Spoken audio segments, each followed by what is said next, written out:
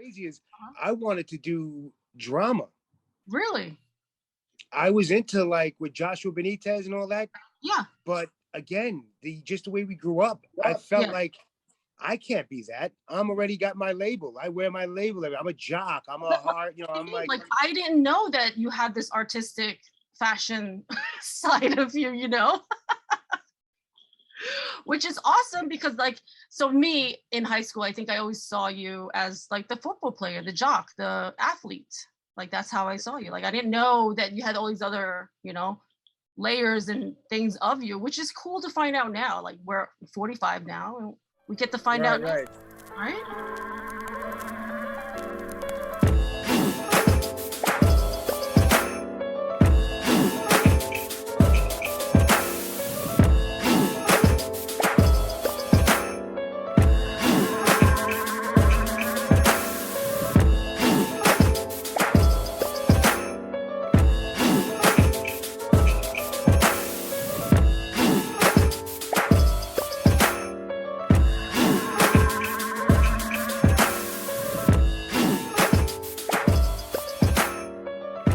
Welcome to the Art and Hustle Podcast, a gallery of conversations, a space where you can hear all the amazing stories and life lessons of my guests.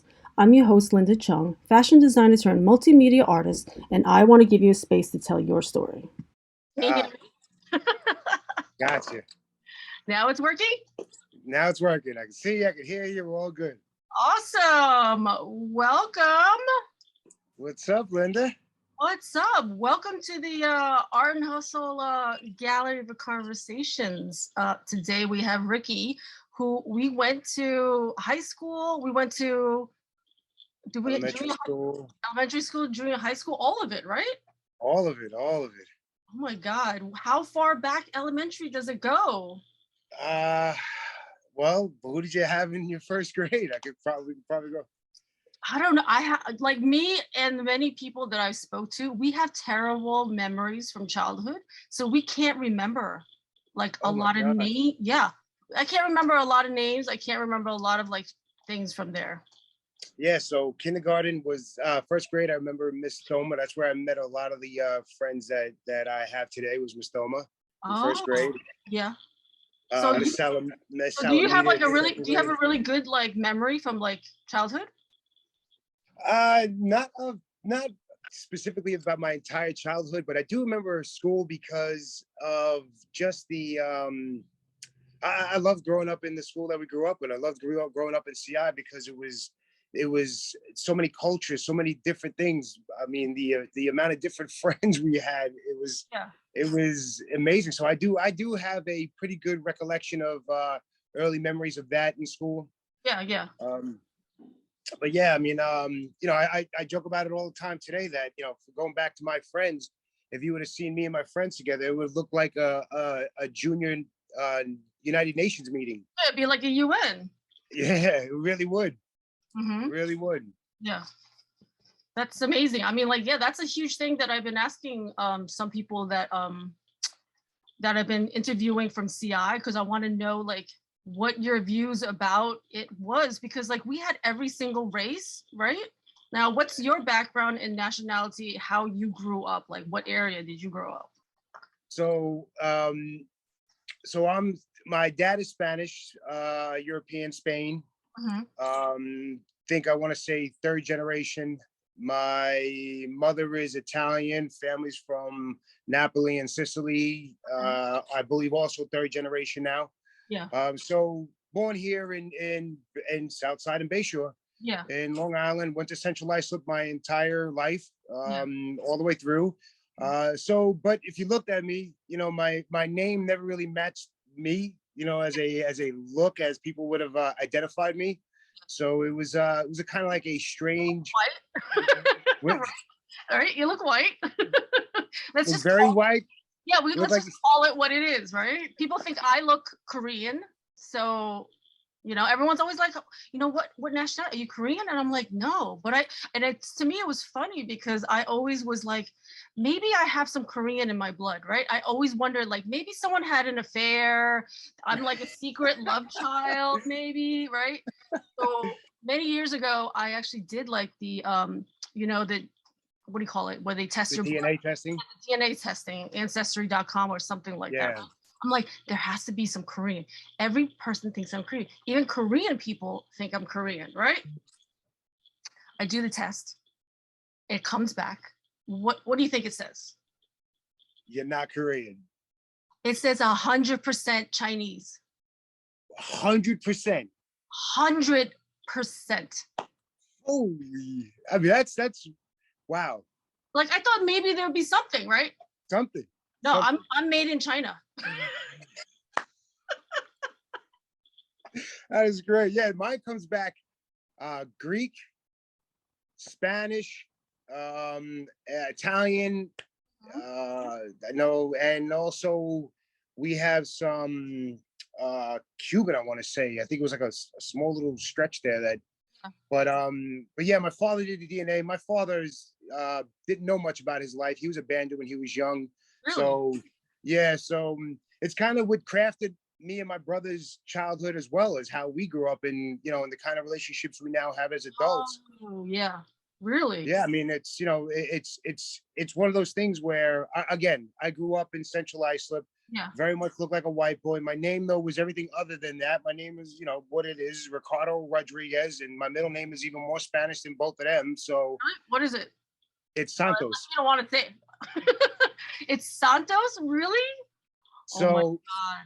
Ricardo Santos Rodriguez. I would get phone calls in all Spanish, mail in Spanish. I mean, wow. I didn't even know my dad spoke Spanish until I remember being 8 years old, roughly around that age, on the front lawn, and I hear my dad talking to the neighbor, and he starts speaking Spanish, and I was like, I remember running into the house like, "Ma, Dad's speaking Spanish? Like, what is going on?" Really? Like he just wasn't. He never spoke it. He never really did it around us. Did he look Spanish? If you look at my father, so I ended up going to Spain. I wanted to see, you know, in my years of my experience, I wanted to kind of tap into some of these origins. So I went to Italy, and I went to Spain. I went to exactly where we're from, northern Spain, Galicia. Oh. And when I was there, it was amazing. Everybody, my dad would fit right in. I would fit right in. Really? I actually ended up having a conversation with a guy who didn't believe I didn't live in Spain.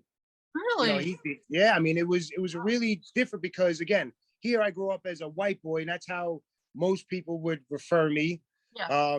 But there it was like a completely different. Everybody speaking Spanish to me. I'm telling everybody I don't know Spanish, and they were actually getting mad at me.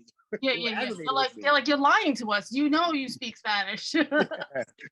But so yeah, so my so a lot of my childhood was kind of crafted about understanding, like, who am I, and I'm.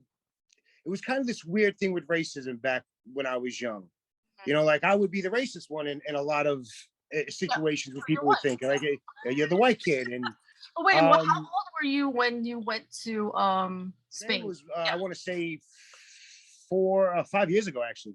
Oh, okay. So it's kind of recent. Yeah. I was, you know, you go through these emotional moments in your life, and you want to kind of connect to something.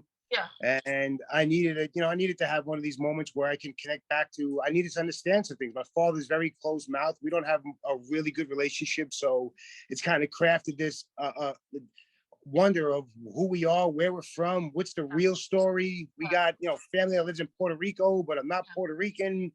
Just, you know, a lot of things didn't really connect dots for me. So it was trying to go on like this exploration, I guess you'd say. Go by yourself, or you went with your dad or somebody? No, I went completely by myself. I, you know, it was also about helping me find me. So I needed this moment you needed a solo self-discovery. Yeah.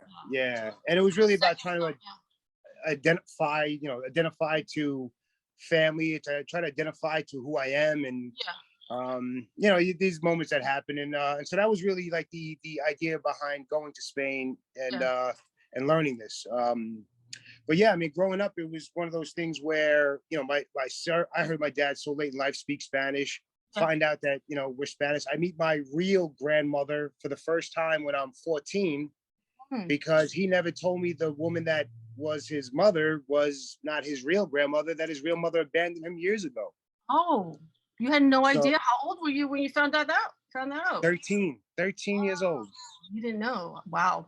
Yeah, it was And I love this woman. I mean, she acted as my grandmother. In my mind, treated my dad like it was his real, Yeah. like it was her real son.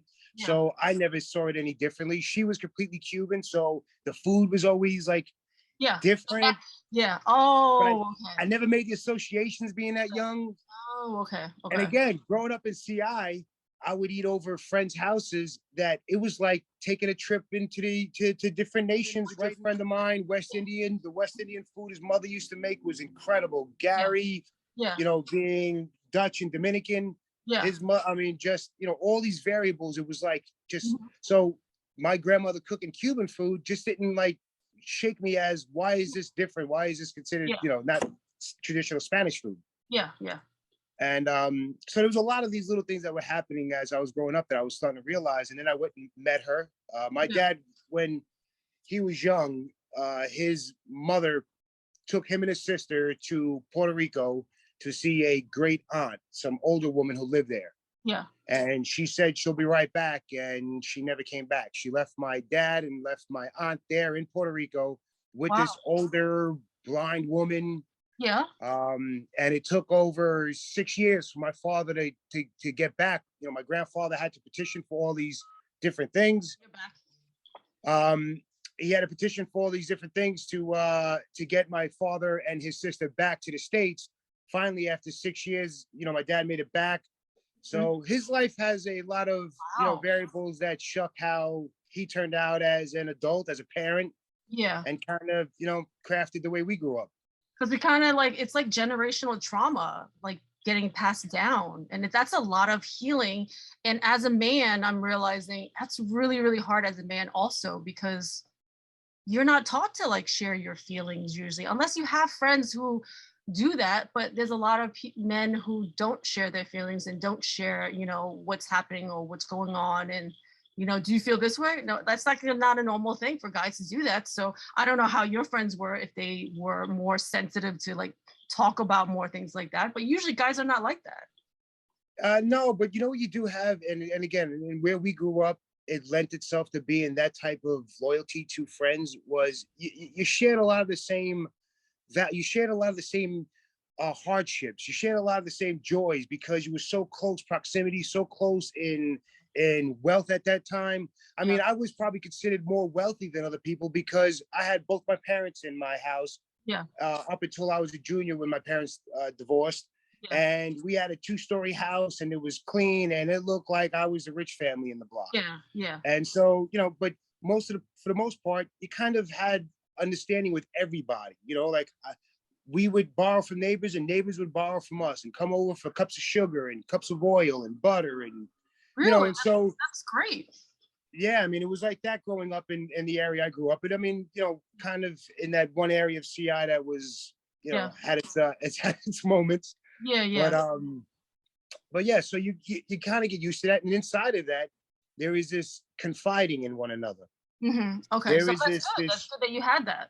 Yeah, there's a strength in watching your friend who might have been beaten by his father come into a room with you and he's crying and you're there with him and you're like, listen, when we get older, we're gonna rule the world and we're gonna do so much. Yeah. And so there was a lot more of that, I think, where we came from, where we'd be able to kind of help each other with that. Yeah, yeah. I think that's amazing because like I feel like guys should be able to lean on each other more, and I feel bad when friends or anybody, guy or female, don't have like that bond with other friends to be able to lean on them when you need that. Yeah, absolutely. Absolutely. I mean, it's it's one of those things that if you don't learn that from your father, you're hoping your mother is strong enough to instill that in you. Yeah. Or you're hoping friends or somebody else can help you recognize the value in being able to be a little bit more open and a little bit more, trying to identify yourself and amongst other people. So that was one of the things that my father wasn't. I mean, my father was completely detached. My father was more about growing himself than the 3 kids that he made and how that was going to work out. He was still on his mission to become who he wanted to be. Oh, okay. And so it created this like a strange relationship between at least me and my father that we don't have much to speak of now. Yeah. So when you were growing up, like, was he around or he was just always like not mentally there, presently there? that was the thing. Like I would always hear like, oh, you know, white boy problems. You got your dad, and it's not enough. You know, like yeah, it's one of those things. It's a little bit crazy when you have your dad, Yeah. and he's never there for you. Mm-hmm. It's one thing to say my dad left when I was a young person, and Mm-hmm. that's the, you know, I am a product of that environment. Yeah. I was a product of an environment of having a dad there who couldn't care less if I was, you Yeah. know, doing great, doing bad, doing, you Yeah. know, it just played no part to him. Yeah, definitely. I mean, like it's difficult, like it's hard. We have to remember not to compare and judge each other because everyone's trauma and hurt, it's you know, it hurts. So either way, whatever it is, like we just try not to, you know, judge each other because it's still painful no matter what it is. Like if you're ignored and you don't have that support, like you kind of feel invisible at you know. Yeah. And that's why for me, I leaned on friends. Yeah. I loved, I mean, I was a big pro friend, I mean, loyalty to my friends, loyalty Yeah. to people who were loyal to That me was your was, family, right? that was it. That was That was it. These were your family. people that I knew how they were with the struggles they went through, and if they needed me and I needed them, I mean, it's without question. And those are still to this day my best friend. My three best friends are friends that I were in first grade with. Yeah, so it's like Chauvin and Gary And Danny Walsh, and Danny Walsh. Okay, that's awesome. yeah. 'Cause it's your like it's like your ride or art die. nemesis. My art nemesis. Is it? I don't know. I have a bad memory. Is he my nemesis? I don't know. Listen, in high school, you guys were like the back. Like I always was like, man, I could draw. You remember? I loved art as well, but I watching you two, I was like, God damn, man, these two are just giants, just amazing giants in this industry, man. Uh, Oh man, so undiscovered, man, so undiscovered. Linda. Oh, I'm trying. We're trying. Right? What is Danny Walsh doing? he's now living in way northern Canada. Really? Like northern. He's doing dog sled training. Wow. That Yeah, that sounds he amazing. he really picked he took that life and really ran with it. No kids, no wife. Yeah. Summers he does here in New York, works for the town, takes care of all the pools and parks and recreations. Mm-hmm. And then in the winter, he's out to northern Canada and where he does dog sled training and Mm-hmm. yeah, so he's good. He's loving his life. He's doing really well. Yeah. I mean, just really a strong guy, man. Great guy to be connected to. Just and then his art thing. He's still in the art world. He's did 2 books now. Wow. So Really? That's yeah, awesome. one of them is on Amazon. That's awesome. Yeah, doing really well. I'm gonna have, if he wants, to tell a story on this gallery conversation, I would love to have him on. Yeah, I'm sure he would. I mean, when he's back around here, I mean, listen, the talent that came out of Central Iceland. Because I mean, that's fascinating to me. Because honestly, like, it's funny. I think I was talking to Susie yesterday, and she was kind of like fascinated to the fact that I'm talking to all of our friends, and I'm like, listen, I feel like we all have a story, right? Yeah. So to me, it's so fascinating to see like all of us grow up, but then like how we grew up. How was your childhood? Because we don't know, because I feel like a lot of people would never know my story ever because I'm your sweet Asian girl who did good in school. I'm like your typical, happy, I'm doing good, I play sports, but you would never know that there was a problem at home. You know what I mean? Like, Right.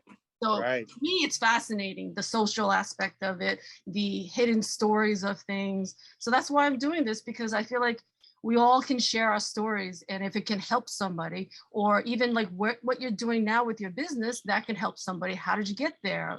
Tips and tricks. So that's one of the fundamental reasons why I'm doing this. I feel like it's a beautiful art story of art of living.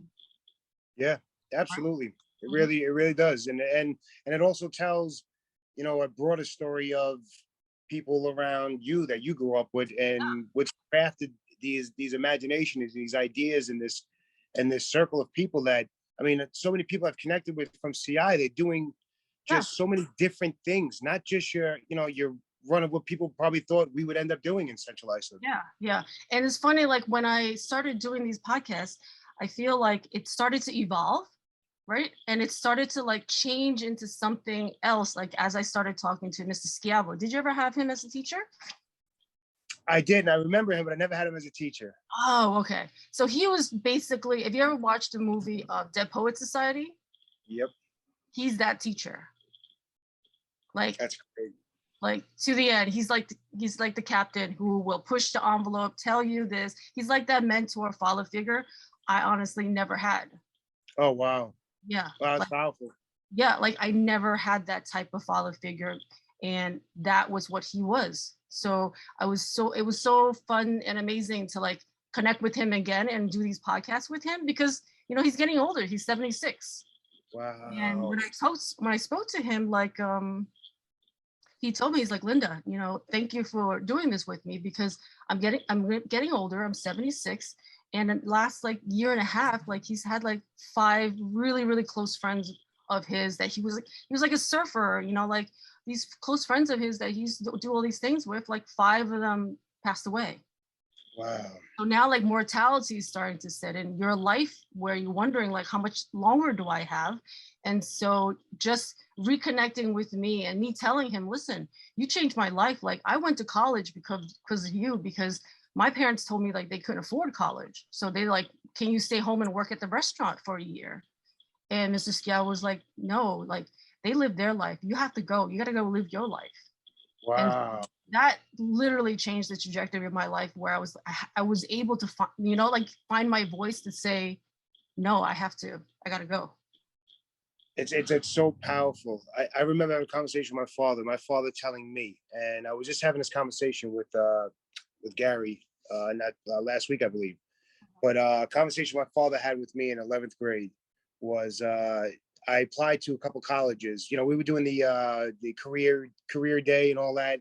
Yeah. And I came back excited about a couple schools I wanted to entertain. And my father told me, "You are not college material, Rick. Oh no. You should get a job, put your head down, and work hard." No. And that was it. I never went to college. It wasn't even a thought. Now, Oh, really? yeah, it wasn't even like I tried on my own. I tried to do it, but you know, I lost my car, and at that point I couldn't get back and forth to school. And then I mean it didn't pan out that way. But yeah, I mean he early on he told me, and you know, unfortunately there was other things that now when I got older I realized were in play. He was paying child support. And if I would have went to college, he would have had to continue to pay child support through college. So me getting out of high school and just going to get a job ended child support for him. He was free and clear. Really? Wow. See, like this is why I love these conversations, because I would have never known any of this stuff about you, right? Yeah, yeah. So I ended up, I went to Suffolk for art, crazy enough. What? Yeah, I went to Suffolk Community for art. What? So I What? wanted to, Really? it was crazy. I didn't It know was crazy that. because, yeah, I mean, listen, in high school, I always dabbled, but every time I really put my effort into it, Mr. Krugman loved me for that. Like when you try, Rick, man, you put out some amazing stuff. Oh, I spoke to him last week. Did you really? Wow. But he's getting older. Yeah, I heard this. Yeah. But I was Yeah, but he was always very I was happy I was inspirational to able to me. speak to him. But that's amazing that he supported you. Oh, he was so inspirational to me. So one of the pictures that I did got, you know, one of the pictures of the year. And for me in high school, I didn't pay much attention to that part again because people like you and Danny, and I was like, ah. Come on, whatever. But he really brought out that part of me. He was like, "You got talent, Rick. You got to find it," and he helped find that for me. So, oh yeah, I used to love Mr. Krugman for that part. But so art was like a thing that I was like, you know what, I can do this in college. Let me explore it. I actually went. One of the courses I had to take was fashion. Really? Yeah, it was crazy. I had to take. I mean, this is mind blowing. Yeah, and the crazy part about it was I did amazing in the. I mean, right off the gate, I did. This teacher loved me. Just I don't know what made it that I was doing that was good. I don't really understand, but in the very beginning, the first couple of weeks when I was in class, everything that I was turning in, he was like, you know, this is really good work. Where'd you start? Where'd you go to school? I was like, Well, See I around the corner. you got that Spanish in you. You got that, flair and style and color. So you got it in you, right? It's coming It's out in through there the fashion. somewhere. It's coming out through It the is. fashion. Yeah. And then, but that was it. I ended up losing my car, and I couldn't get back to class. So it was like one of those things where I didn't have the money to stay in school. I wasn't getting that type of support. It was me at that point. It was just me and my mother now living in that big house. Really? She had to maintain it. So me not going to college almost helped her, because I had to stay home and now help her to maintain that house. Well, how long did you stay in college for before you left? I was only in there literally. I want to say I was into my 3rd month before Okay. I ended up. Having It was a bad week of couldn't get the car, and then just stuff like that happened. Then it was just I let it go, and then everything watching my mother was going through trying to maintain this house after the divorce, and so I ended up coming back to her, staying with her, and getting a job. At least something that I can help her pay the way. Yeah. And when did they get a divorce? When I was in 11th grade. Was that So hard? it was definitely heading in that direction, since I want to say I was in my freshman year. Okay, so you already expected that this was happening. It was on the table. My father always tried to say that he wouldn't leave while we were still there, while the kids are still young, and then but I guess after my middle brother went off to the Navy, I was the only one left. He figured, fuck it, I'm out, and he sorry. How many siblings did you have? I have 2 older brothers. And they played sports, like football and all of that, like you? No, just the middle one did. My middle brother Joe, he was 2 years older than, and so when we were in 11th, in 10th, he was a senior. Okay. And then my oldest one was 2 over him. My only reason why I did well in sports and was pushed into sports was my oldest brother. Oh, really? My father didn't care. My father didn't come to games, he didn't care, but my oldest brother did. Oh, so he supported you in that. So that helped you do football, right? Yeah, I wasn't even allowed to play football until I had all the friends asking me, "You got to play. You're good. You're." And I wasn't allowed. And then my brother had an argument with my mother and said, "He's got talent. You got to let him play." And she agreed. Why would she not let you play if he played? We had I don't know if you remember, back we had to be about, I want to say 9 or 10 years old. In Central Islip, there was a gentleman named Billy Rideout. He died on the CI football field after a hit. Really? Yeah, I was at that game too. Really? Wait, how old were you? 9 or 10? We were like 9 or 10, I want to say. And he was going out with one of my good friends at the time, his older sister. So we all went with her to the game. Really? And he took a hit on the sideline and never woke up. Wow. And so that back then in that world sent a scare through the neighborhood. Yeah. So that's why your mom was like, no, don't play. People die in that sport. You can't do that. Yeah. Wow, that's scary. So yeah, sports was a big part. I met my best friends. All my tightest relationships were on a sports field, on some type of field, in some type of competition that we band as brothers, and it's one of those things that's how boys did it back then. Yeah. Did you play baseball too and other sports? Baseball, right? Yeah. Okay. I was baseball, football, and I wrestled for a little while. Oh, okay. And you didn't like it? I loved it. They when they got the new coach, me and him didn't click. So I was a old Carl Hooker. I don't know if you remember Coach Mr. Hooker. Yes, I do. Because I keep seeing I'm on the Central Islip, like one of the Facebook groups. So one of the groups like posts a lot of photos of like all the teachers. So I was like, oh, Hooker. So like I'm remembering like all the teachers. I'm like, oh, okay. Oh, he was the greatest, man. Such a great guy. Such a great guy. Another one of those, like, he could teach you amazing lessons inside of a sports play. Yeah. Anything. A guy hits a ball and he could teach you an entire lesson inside of that swing, the bit, the hit. He was just one of those guys who's always trying to teach you about life inside of the sport. Well, that's amazing. Like who were your like top favorite teachers, coaches, and all of that in school? One of my top favorite people was my first boss ever at 7-Eleven. I worked at the 7-Eleven in Islip Terrace, East Islip area. Oh, so not the one off of near CI. Right off of Lowell Avenue. If you're going into East Islip, there was that one right there. Okay. Because Susie, I spoke to Susie. She worked at 7-Eleven too, but I don't think you guys worked in the same one, right? No, probably not. Okay. Probably not. But yeah, I worked at that one, and I remember we would always hang out at the 7-Eleven. That's where we would hang out. So we'd ride our bikes up there, and at 15 years old, and sit in front there and try to get free snacks and whatever. And so he'd always come there, the owner, and you know, kick us out and get out of here. And you know, nice guy, laugh with us. Sometimes get a free Slurpee out of it. Yeah. But one day he came in there and he was like, "You guys, you know, why don't you get a job and stop hanging around? Yeah. You're gonna sit here all day. Get a job." Yeah. So you know, we all laughed at him when we left. But I went back. Oh. And I was like, "Hey, if you're serious, I want to work." And he was like, "Listen, I don't take any of that riffraff." And I was like, "I'm not about it. I'm a worker. I'll work."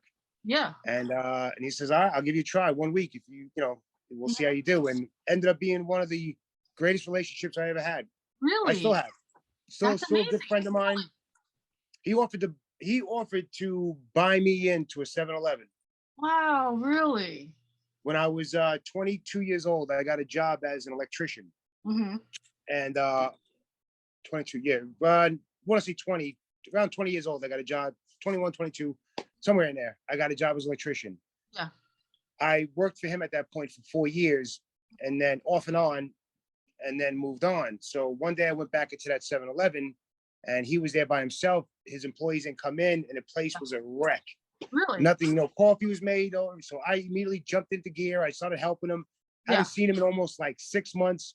Wow. So I jumped in, I started helping, went behind the counter, I started ringing out people. We get it all cleared out. His help came. So we went to the back room and we were having a drink. And he was telling me that he just bought the 7-Eleven in Ronkonkoma around the lake. Oh, okay. He bought that 7-Eleven and he was giving it to one of the other guys there, Reggie. Yeah. Reggie will run it and I'll own it. And I was like, wow, man. So joking around, I was like, what's up, Steve? You never bought me a 7-Eleven?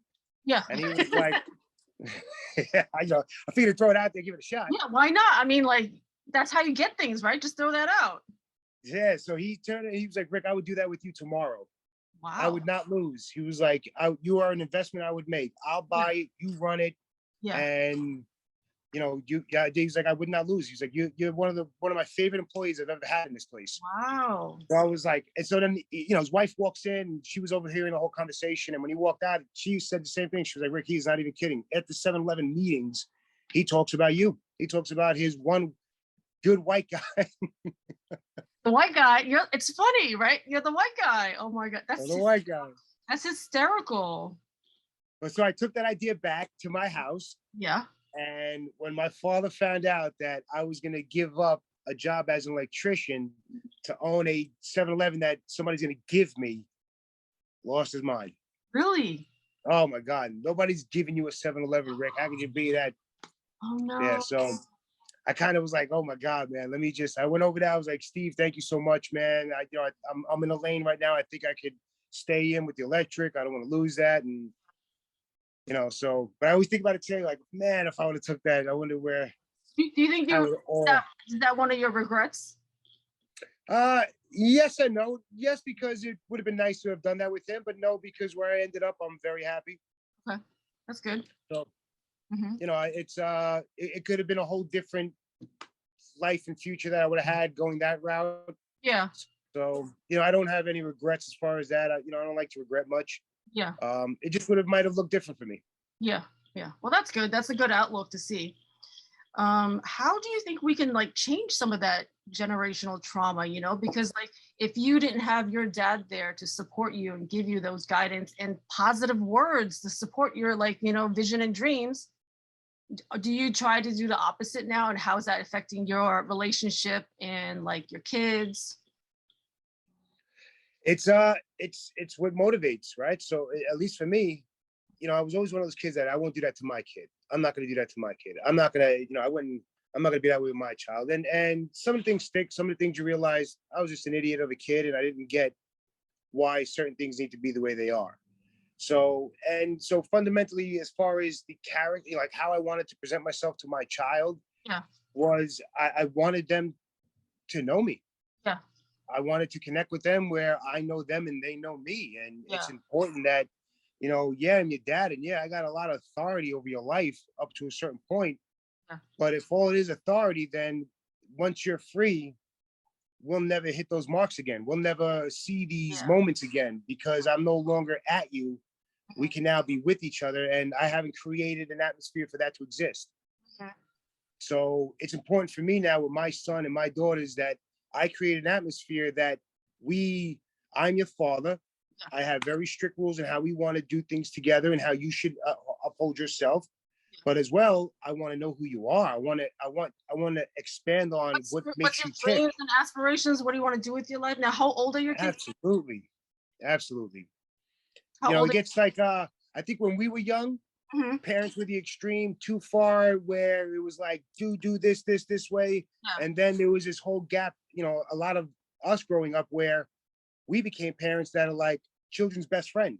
Yeah. And so there's got to be a medium in there because that type of behavior doesn't work either. That definitely doesn't work. I mean, we had the extreme, like I don't know if my grandfather helped them, but like they own, a Chinese restaurant, but they're working there 12 hours a day trying to make this work. And, after school, I would go to the restaurant and learn how to answer the phone, learn how to, deliver food, learn how to package things, take care of customers and all that stuff.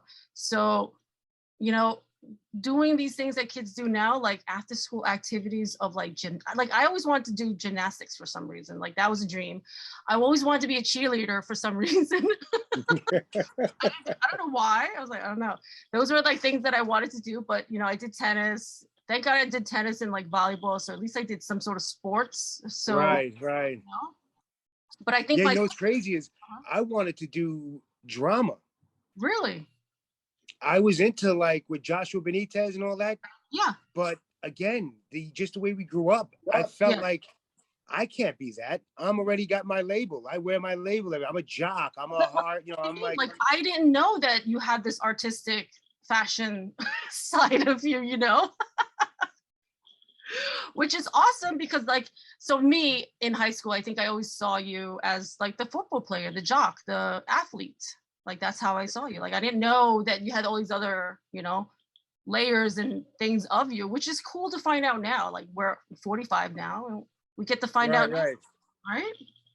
Well, see, it is crazy because for you were looking at art at a whole different level than any of us.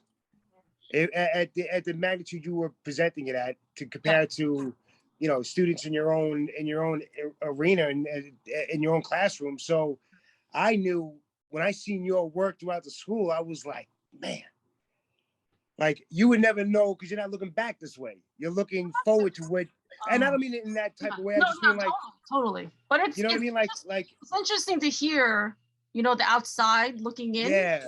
Because I'm in my own little bubble, like so I don't know what other people are thinking. So it's interesting to hear what you thought of it back then. It was more like you already. People, I look at like you, I look at like Gary. You guys had this ability, and you didn't know it. Gary Moore did.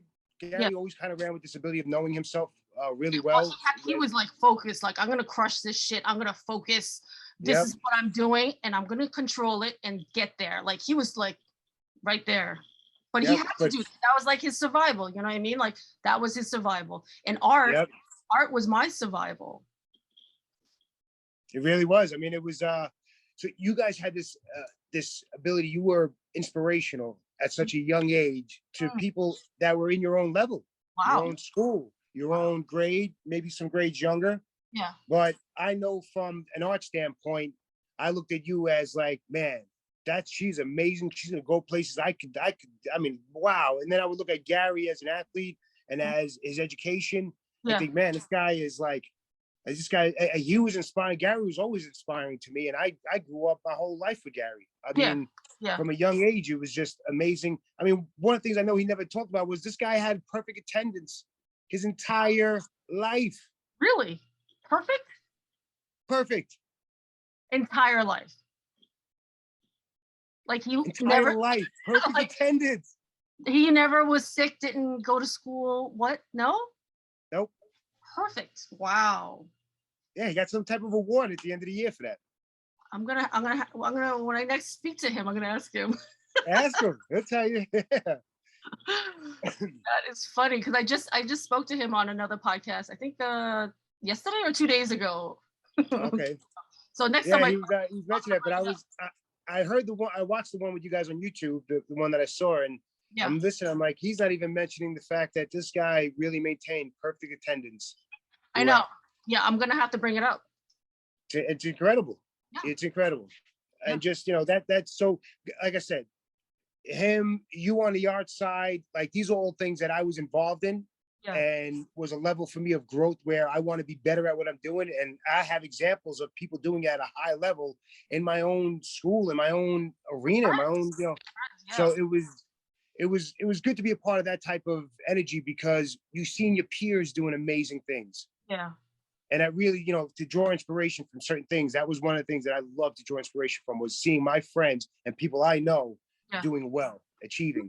That's amazing because like for us, I think we were just so into survival and just doing it that I totally did. I probably totally didn't see any of that or how other people see me, or because when you told me, I think years ago, I was like, wow, thank you. Like, because I don't see that at all, so Right.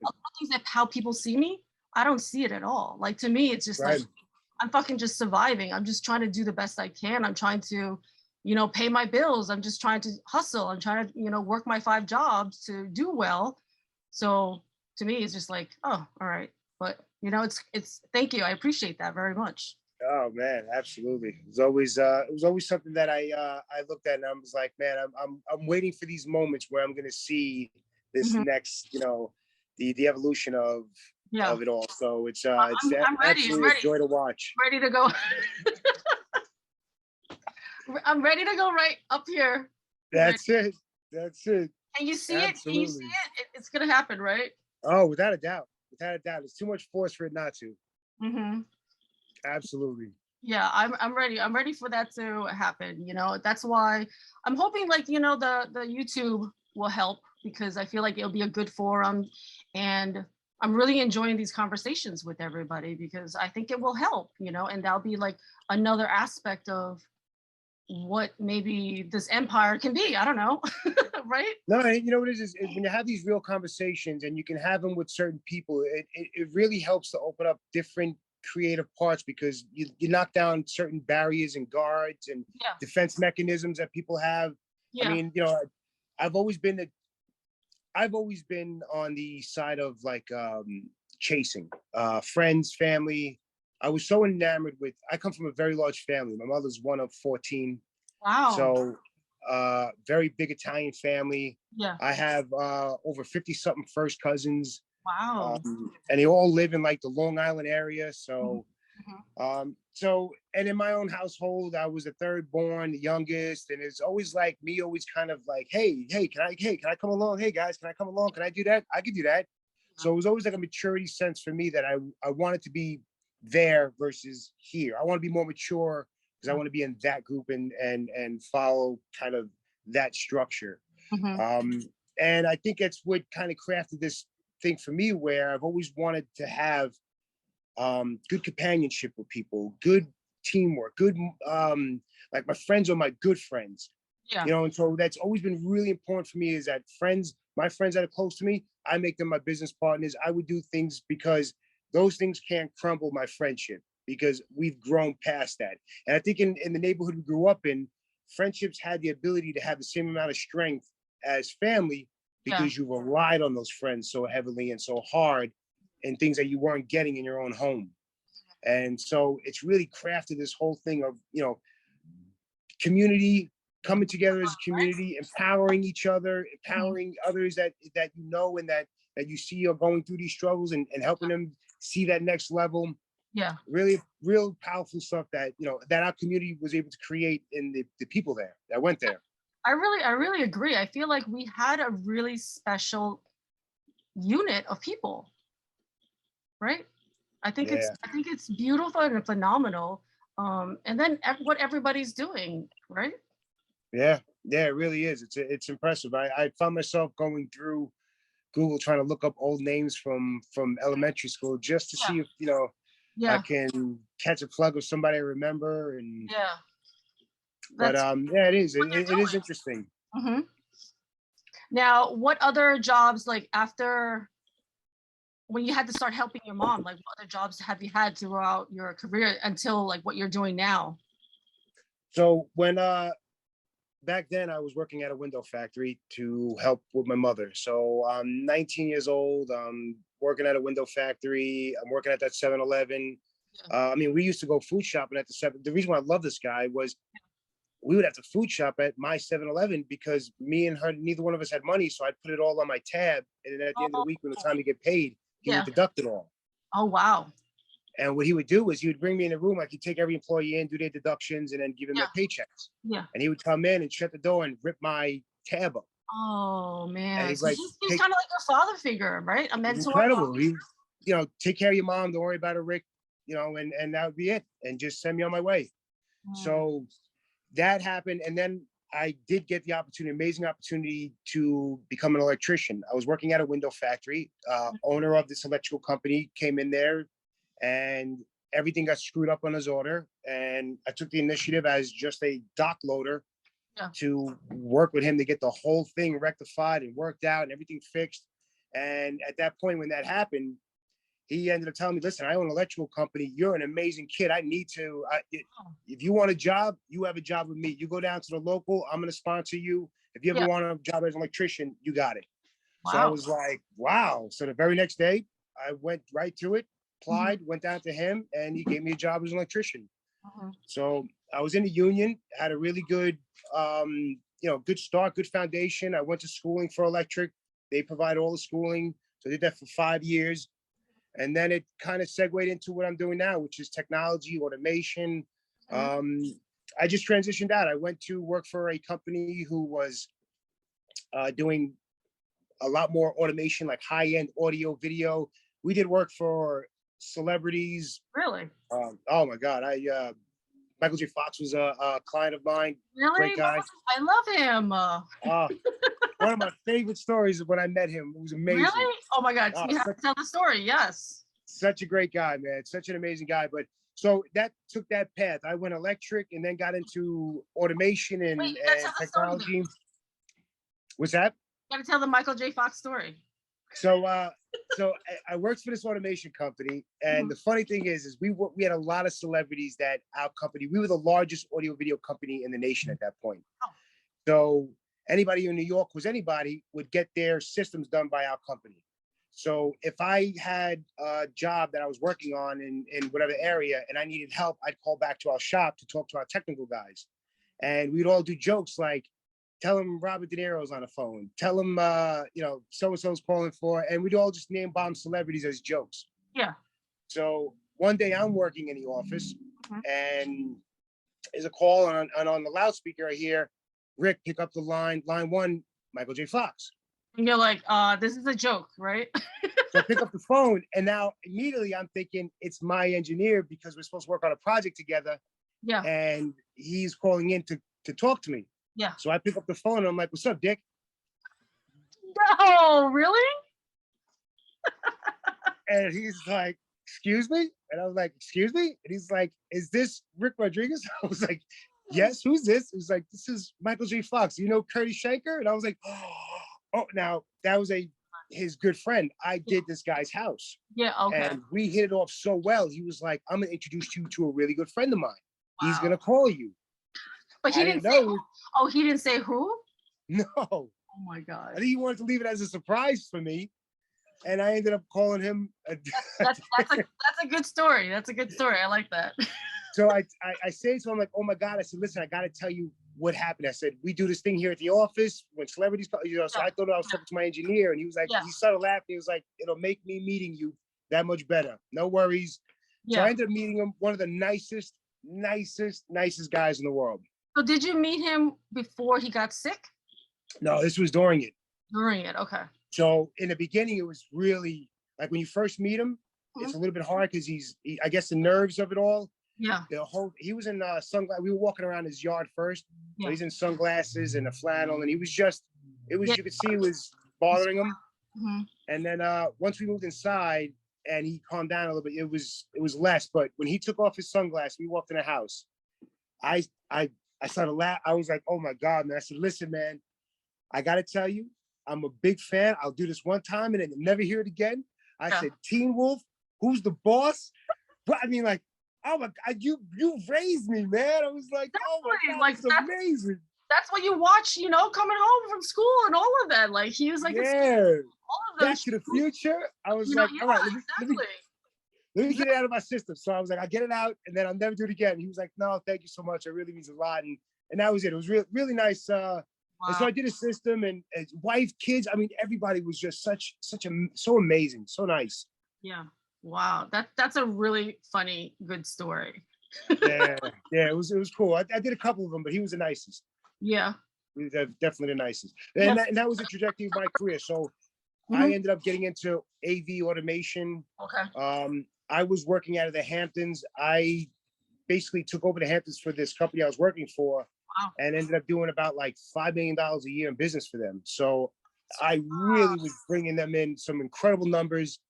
And then it kind of led me to say, you know what, I could do this on my own. I'm gonna walk away from this, and I didn't have the right relationship with my boss at the time. You know, it's one of those things that I'm doing so much more. You need to empower me to do more. And Yeah. so on the back end of it, I ended up going on my own and started my own business and kind of heading in that direction myself. Yeah. And how's that going now? It's good. I mean, listen, COVID definitely took its shots at me, and you know, we were in the middle of some contracts, some work out of the city, and once the city locked down, we were Oh, sitting on equipment and things that I really couldn't move. So it was like, you oh know, man. we definitely were affected. But listen, we transitioned. We caught a really good opportunity with Costco, with Rutgers University. Mhm. So you know, one door closed and a couple big doors opened for us. Yeah. So now we're just exploring these opportunities inside of that. You know, we also got into the nutrients business inside of the cannabis space. Mhm. So that was a really big move for us. Me and Shavin, who you know, Okay. we work with now a nutrients company based out of Washington. He's a young biochemist. He developed this entire formula. And so we invested in him, and Chavin's basically taken over operations and really driving this company to its, you know, to become nationwide. So we're now in 12 to 15 states. What's the name of it? Rooted Leaf Agritech. Okay. So I'll add if they have an Instagram, I'll add it to, you know, the bottom of this. Yeah. They're definitely have an Instagram. I'll send you the information on that. But Okay. so we invested in that. We've been working with that company for now the past 3 years in the cannabis arena. So we go out to the shows, we go out to the West Coast and help sell to the big commercial grows, and it's a fascinating business. A lot of fun. How's the competition for this? Is there a lot of people in it, or you guys are dominating the industry? In the nutrient space, there's so many players in this space. The difference is that one, we're a home manufactured product, so we manufacture it ourselves, and it's completely based on a whole different methodology than your standard nutrients in the cannabis space. A lot of these nutrients are based on salt-based systems. A lot of salty type of chemicals are used. We don't use any chemicals, carbon. It's all carbon-based. And so it's a whole different methodology. It's a full system. And so once we get growers on with us, and they see that it's a whole different animal when you're working with carbon versus salt-based systems, where we immediate traction to be gained. Really? So they have tried the salt-based ones, and then when they tried yours, what differences do they see? You could do less damage with the carbon-based because salts in anything will lock up, right? So if you apply too much salt to a plant, it doesn't have the ability to take the nutrients up the plant. Yeah. So if you don't play this really fine line game with those salt-based systems, you can lock out your plants. You can hinder their growth. There's a lot of bad things that can happen. Really big.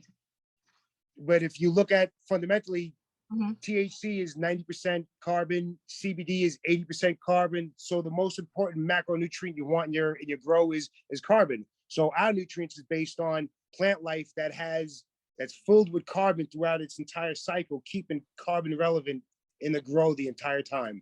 And does it grow? Does it grow bigger because of the carbon? Yeah, they grow bigger, stronger, because we're taking the interference out of the way. So just let's take like a Miracle Grow, right? When you use Miracle Grow, it's designed to help grow numerous plants. Yeah. So some plants are going to take it and say, oh, I recognize this, and take it in. Some are going to take in stuff it doesn't recognize and create sickness in the plant. Maybe the leaves go a little bit brown, stunt the growth a little bit. What we're doing is we're giving the cannabis plant the only thing it knows that it recognizes. It recognizes 100% of the food we provided. Wow. Our food is considered 100% bioavailable to the plant. Well, this is fascinating. This is fascinating to me because I love science also. So it's like super interesting to me. So, I can't even do it any justice to the biochemist we invested with. This kid is he's just incredible knowledge. Great guy, all home manufactured. So we have a plant in Washington that everything gets manufactured here in the US. Wow. Super amazing. I mean, like, one thing I keep hearing is that, even though you had all of these like hardships through your life, it turned you into a hustler, right? Hustling, and like nothing's keeping you down. And that's one thing I think that a lot of us from our class have. Yeah, without a doubt. Which is amazing because we're, if we have an idea, it's like, okay, how can we get this done? Let's go. Let's figure it out, right? What's hard too is the good thing about coming from a place where you still have close ties to the people you grew up with is it's hard to fake. It's hard to not be who you are and then fall on that and just say, I have nobody here. Everybody since you were young has, if you're looking at me, the true me. And I need to get back up on my feet and go the extra mile. If I live in another state and I don't have that type of support where somebody can look at me and say, come on, man, I know who you are. Yeah. It's easier to fall into those traps and take the wrong path downward. But the fact that we grew up with so many people that know us from when we were young, I feel like there's a certain responsibility to do well. Like we came from the place we came from, and I want to be inspired to continue to do well. And hey, that person I went to school with is doing amazing over there. So it can be done. We just got to get on our tracks. Yeah. Like, what advice would you give to like somebody younger these days, right? I mean, these days kids are different. So what advice would you give them to make sure that they succeed?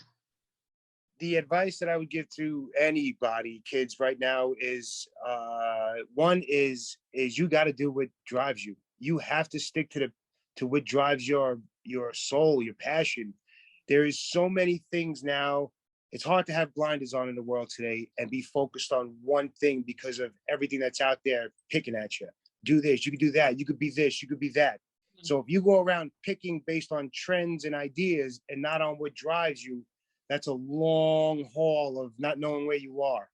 So, understanding who you are and what you're focused on and what makes you want to do more and be better at something, then you need to focus in on that and make that the only priority until you're successful. And once you've made it, then you can open up to different ideas. But until you've accomplished that one thing that's going to be who you are, you have to stay in that lane until that time is ready.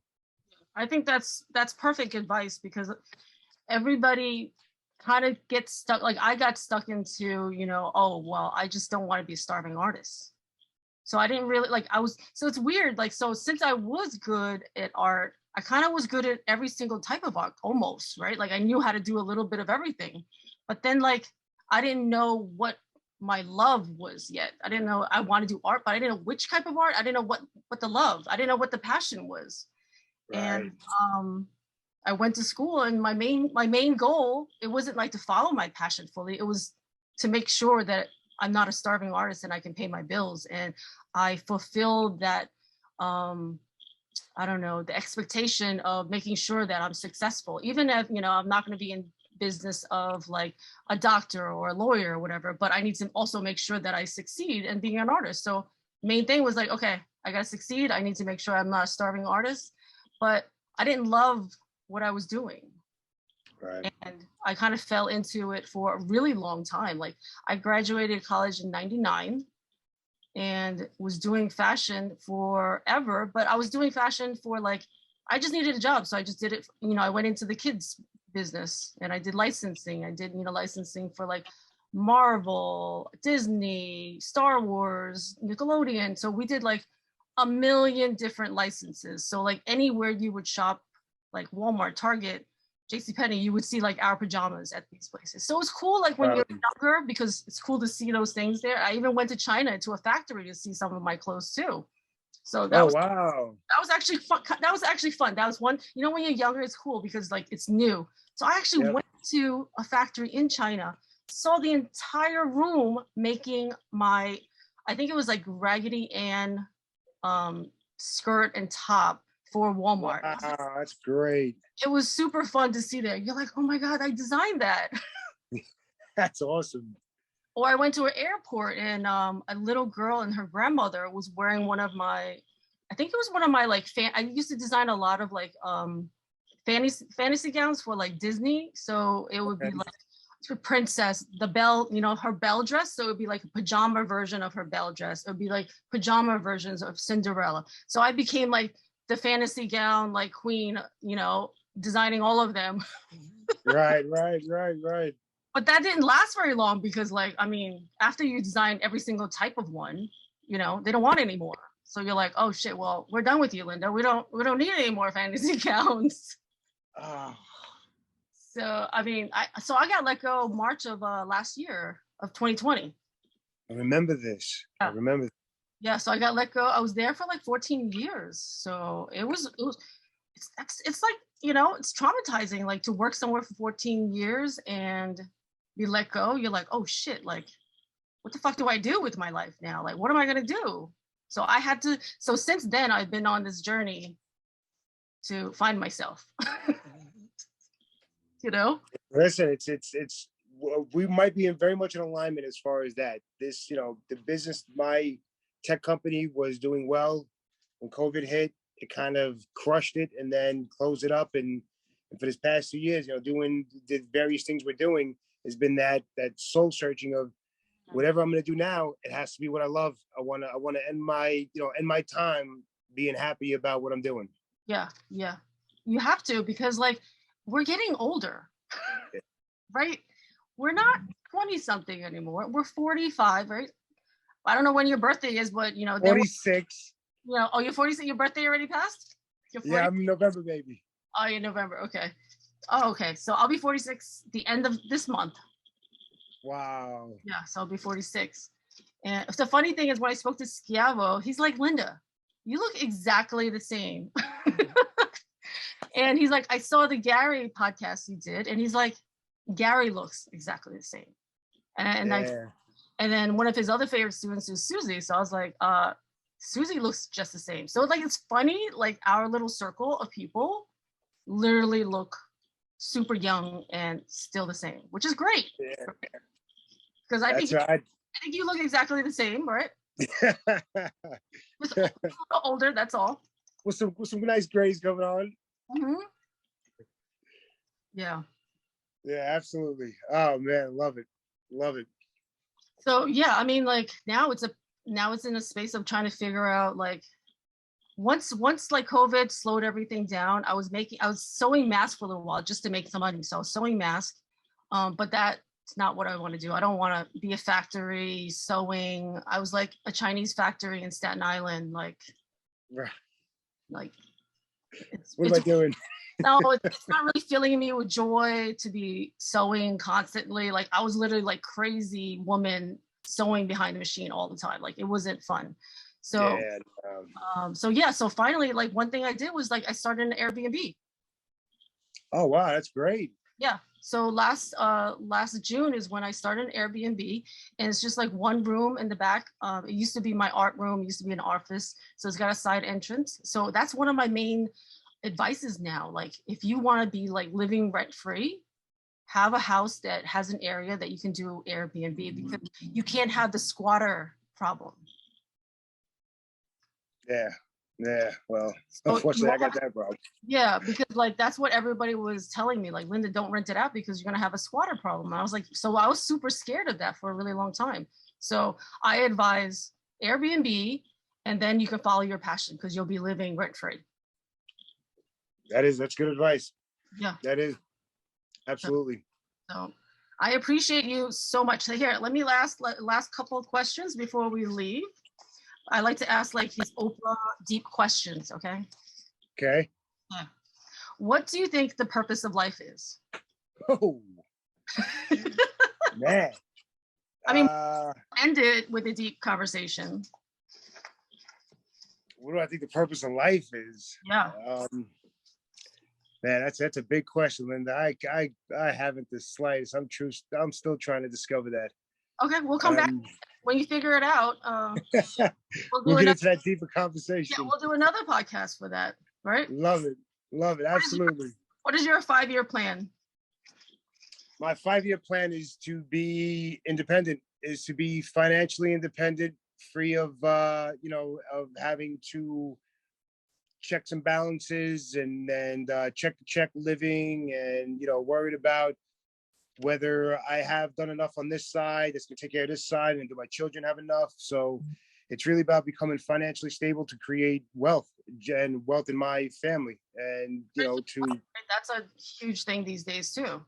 Yep, massive. So yeah, I mean, that's really the plan. And being older now, that 5-year plan has a lot more details stuck to it and a lot more targets to hit, because we got to get the ball rolling. But you get older, you get more focused and more on your hustle. Gotta hustle. And last question, what did you want to be when you were a kid? When I was a kid, I wanted to be, one was an athlete. That was my first thing. I wanted to play center field for the New York Mets. That was my original dream. I was told young I had, talent to be a good baseball player, and who knew Spanish people really took to the sport. So that was one of my early dreams. Yeah. But and then after that, it was just, I wanted to be a family man, a successful, entrepreneur. I always wanted to be in business. I had my first business on my own when I was like 7 years old. Really? I had a paper route, and I made up my own flyers. I used to do lawns and stuff like that. Yeah. So I knew early on in life, I wanted to own a business. I wanted to be an entrepreneur. I wanted to be, I wanted to help others achieve as well, find their purpose and their goals in business. And so that was definitely a dream of mine. That's the path I'm on now. Yeah, that's amazing. I appreciate you joining me here today, getting us, more exposed to like how CI was for all of us and how amazing this group of people I think are, so wish you much success, and I hope all of us find our passion and love for what we really want to do and have a more, joyful life, basically, right? That's all we want to do, is enjoy it more. That's it. Dan, thank you, Linda, for giving me the opportunity. This was awesome. Love to do it again with you. And I'm definitely going to spread the word. Thank you so much, and have a great day. We'll talk again. You got it. Bye-bye.